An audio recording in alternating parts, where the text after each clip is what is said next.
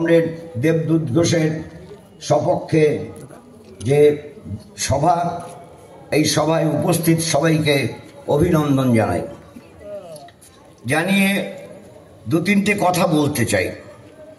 অনেক কথা এখানে হয়েছে, যা হয়েছে তা পুনরাবৃত্তি আমি করব না, কিন্তু একটা বিষয় আমাদের অনেকের মাথার মধ্যে ঘুরপাক খায় না, তা হচ্ছে যে তৃণমূল কংগ্রেসের নীতি কি। হ্যাঁ, বিজেপির নীতি আমরা বুঝলাম। বিজেপির নীতি হচ্ছে মনোবাদী দর্শন, মন্দির করা। কিন্তু তৃণমূলের নীতি কি? এখন সব কারবার দেখে মনে হয় তৃণমূলের নীতি চুরি করো, চুরি করো, যত পারো চুরি করো, চুরি করা মহাপাপ নয়, চুরি করা মহাগুণ। এছাড়া তো আর কিছু বলা যাবে না। কোনো নীতি নেই, কোনো আদর্শ নেই, কোনো কর্মসূচি নেই। আরেকটা বিষয় যেটা খুবই গুরুত্বপূর্ণ, বিজেপির জন্ম কি করে হলো? আপনা আপনি না, বিজেপির জন্ম হয়েছে রাষ্ট্রীয় স্বয়ংসেবক সংঘের হাতে। বিজেপি হচ্ছে রাষ্ট্রীয় স্বয়ংসেবক সংঘের সরাসরি একটি রাজনৈতিক সংগঠন। তৃণমূল কংগ্রেস কিভাবে জন্মালো? আপনা আপনি না, তৃণমূল কংগ্রেসেরও ধাত্রীমা রাষ্ট্রীয় স্বয়ংসেবক সংঘ। যখন 1996 সালে অনেক রকম পরিকল্পনা করেছিল আমাদের রাজ্যের এবং দেশের প্রতিক্রিয়ার শক্তি কি করে বামফ্রন্টকে বেকায়দায় ফেলা যায় এবং আসন কমিয়ে একেবারে মোটামুটি কোনো রকম বিধানসভার অভ্যন্তরে প্রতিবাদের প্রতিরোধের জায়গায় পৌঁছে দেওয়া যায়, তার পরিকল্পনা। কিন্তু সেই পরিকল্পনা কার্যকরী হয়নি। কারণ 96 সালে শতাংশের বিচারে আগের নির্বাচন থেকে কম ভোট পেলেও বেশি আসন পেয়ে বামফ্রন্ট জয়ী হলো। তখন পুরনো তালিকা, সব তালিকা অ্যানালাইসিস করে, ব্যাখ্যা করে, পর্যালোচনা করে ঠিক করলো এইভাবে হবে না। রাষ্ট্রীয় স্বয়ংসেবক সংঘের একটা পলিসি আছে, যেটা বিজেপিরও পলিসি, যে কংগ্রেস মুক্ত ভারত। তাই কংগ্রেস পার্টি ভেঙে একটা পার্টি তৈরি করতে হবে। নামও তারা ঠিক করে, তৃণমূল কংগ্রেস। আর ওদের হচ্ছে কমল, ভারতীয় জনতা পার্টির। আর ওরা উমেদারি করলো নির্বাচন কমিশনের কাছে।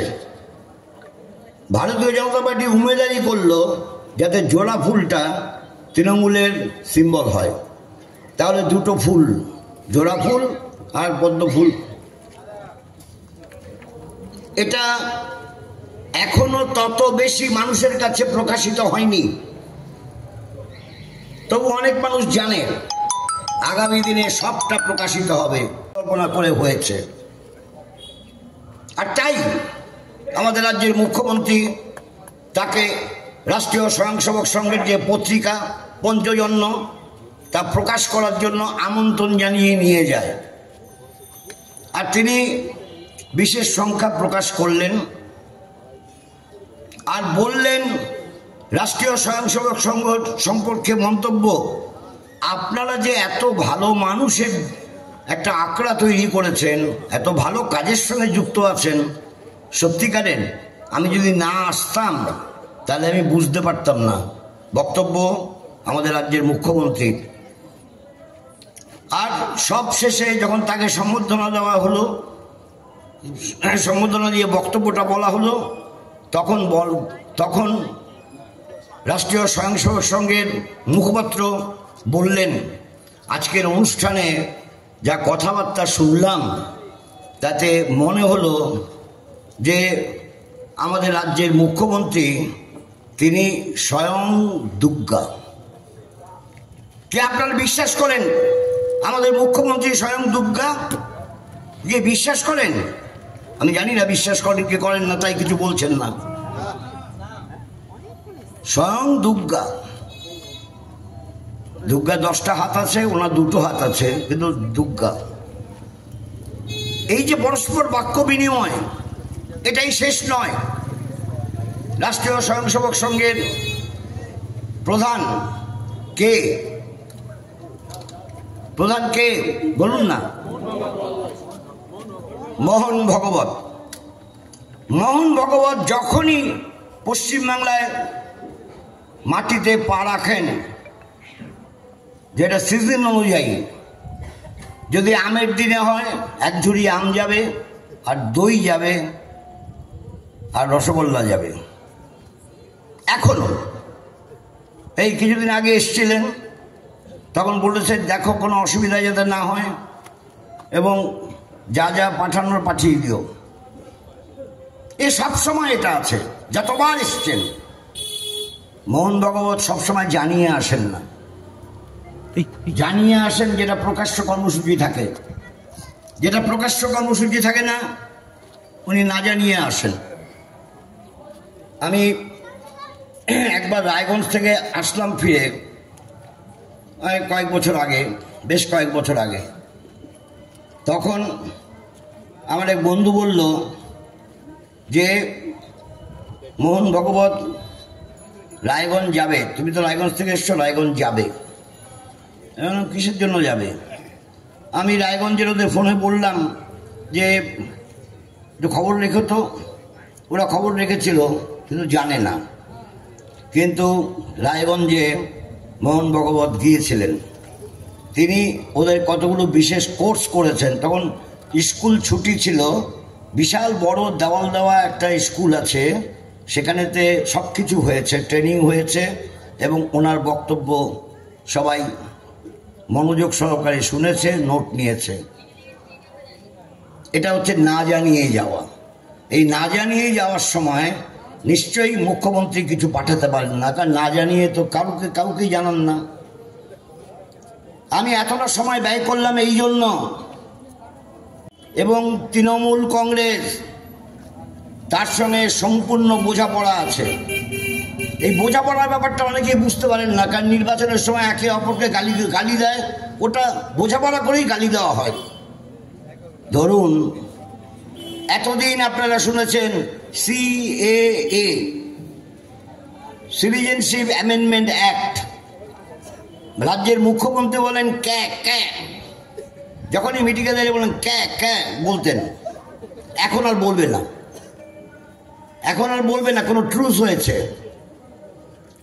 এখন প্রথম সেকেন্ড ইন কমেন্ট সর্বভারতীয় তৃণমূল কংগ্রেসের সম্পাদক, তিনি বললেন CAA আমরা মানি, যদি CAA ঠিকমতো কার্যকরী করা হয়। আর গতকাল আমাদের রাজ্যের মুখ্যমন্ত্রী বলেছেন CAA এর মধ্যে তো না মানার কোনো বিষয় নেই, যদি ঠিকমতো কার্যকরী করে না মানার কোনো বিষয় নেই।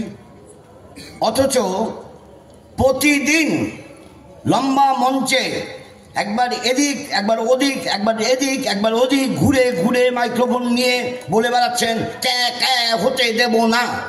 এখন বলছেন হবে।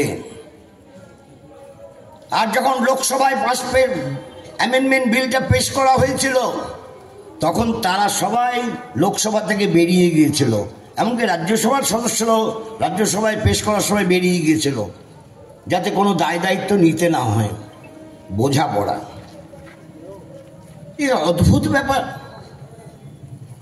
যে নাগরিকত্ব হবে ধর্মের ভিত্তিতে, এটা মেনে নেওয়া যায়। নাগরিকত্ব ধর্মের ভিত্তিতে পৃথিবীর কোনো দেশে হয় না। আমার অনেক পরিচিত বন্ধু বান্ধব, এমনকি আত্মীয়, তারা ব্রিটিশ নাগরিক হয়েছেন ধর্মের ভিত্তিতে না। আমার চেনা জানা অনেক ইসলাম ধর্মে বিশ্বাসী মানুষ, তারা ব্রিটিশ নাগরিক হয়েছেন। ব্রিটিশ নাগরিক না হলে তো নির্বাচনে দাঁড়াতে পারি না। কাউন্সিলর আছে ব্রিটিশ নাগরিক, হিন্দু আছে, মুসলমান আছে। আমি বিলেতের কথা বলছি, লন্ডনে। তো নাগরিকত্বের জন্য ধর্মের কোনো ব্যাপারই নেই। ঠিক একই রকম কানাডায় আছে, আমেরিকায় আছে, পৃথিবীর সব দেশে আছে। ধর্মের ভিত্তিতে নাগরিকত্বের প্রশ্নটা একমাত্র ভারতীয় জনতা পার্টির ফর্মুলা। এ কখনো মেনে নেওয়া যায় না। আমরা তার চূড়ান্ত বিরোধিতা করি। আমরা একটা নীতি নিয়ে চলি, তাই এটা চূড়ান্ত বিরোধিতা করি। আর যারা নীতি নিয়ে চলে না, তাদের আজকে একরকম কথা বাজার গরম করা, তারপর আরেক রকম কথা বাজারকে সইয়ে নেওয়া, এইরকম ব্যাপার। দ্বিতীয় যে প্রশ্নটা অত্যন্ত গুরুত্বপূর্ণ প্রশ্ন, তা হচ্ছে আমরা কেন কমরেড দেবদূত ঘোষের তাকে কাস্তাহাতুড়ি তারা চিহ্নে ভোট দিয়ে জয়ী করার জন্য আমরা আবেদন জানাচ্ছি। কারণ দেশের যা অবস্থা দেখা দিয়েছে, ব্যাখ্যা এখানে হয়েছে, কিন্তু আমাদের সংবিধান পরিবর্তন করা, সংবিধানে মৌল যে কতগুলো বিষয় আছে, মানুষের গণতান্ত্রিক অধিকার, তাকে ধ্বংস করা, এবং এই অঞ্চলটা শিল্পাঞ্চল, ব্যারাকপুর কেন্দ্রটার মধ্যে বড় বড় শিল্পের কতগুলো ক্ষেত্রও আছে। এখন আমরা দেখছি লেবার ল আগে যা ছিল তার সব সরিয়ে রেখে লেবার কোড তৈরি করা হলো, 3টি লেবার কোড। আর এই লেবার কোড প্রয়োগ করে শ্রমিককে এখন 8 ঘন্টার কাজের প্রশ্ন, যদিও অনেকেই 10 ঘন্টা কাজ করতে হয়, কিন্তু তখন শ্রমিক নিয়োগ করার ক্ষেত্রে বলে বসবে 12 ঘন্টা কাজ করতে হবে, কখনো 14 ঘন্টা কাজ করতে হতে পারে। সই করো, কাজে জয়েন করো।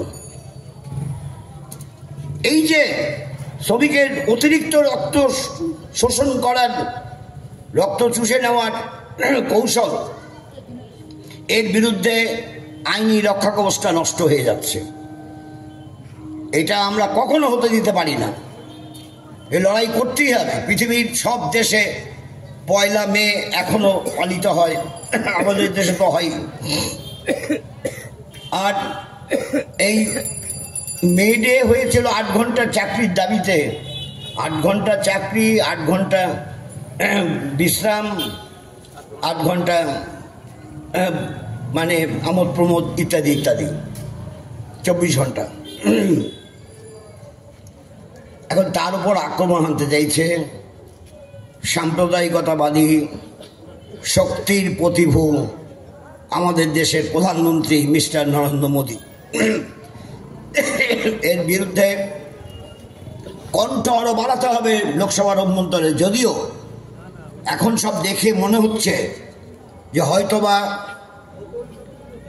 না জল লাগবে না, হয়তোবা এই সরকার, বিজেপি সরকার আবার ফিরেও না আসতে পারে।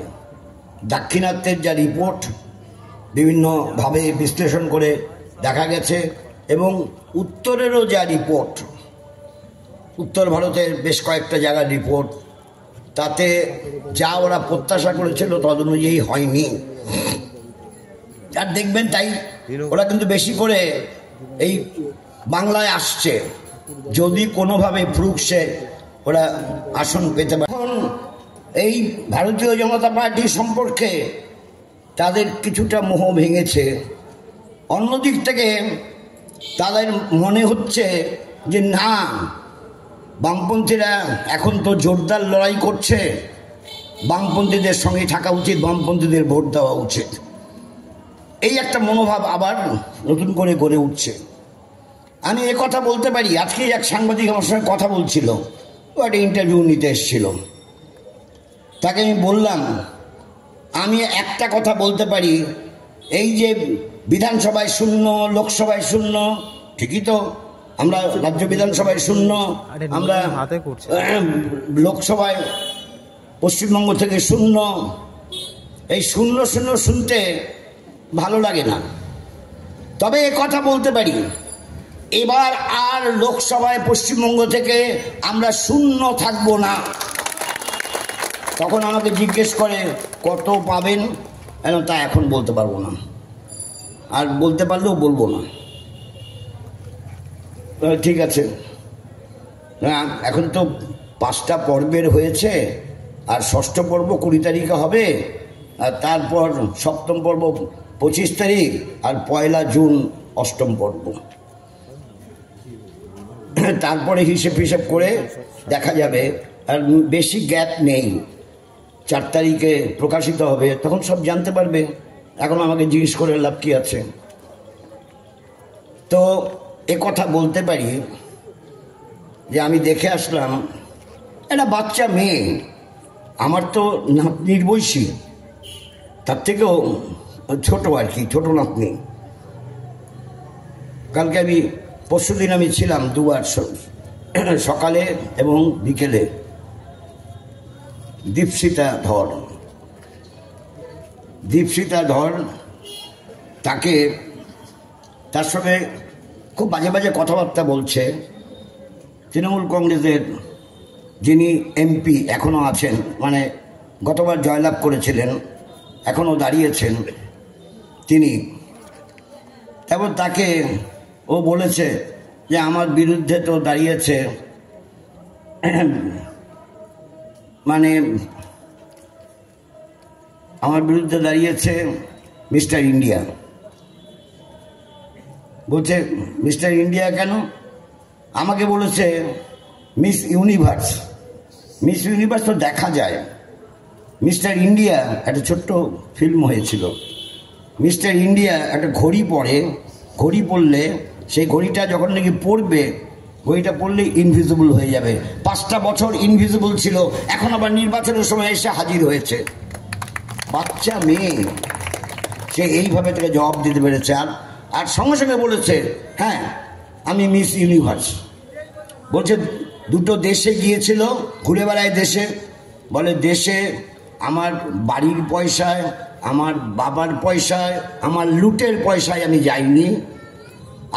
আমি পিএইচডি করছিলাম, আমার ডিসার্টেশন জমা দিতে হবে, 2টো জায়গার 2টো স্ট্যাটিস্টিক্স নেওয়ার জন্য, পরিসংখ্যান নেওয়ার জন্য আমাকে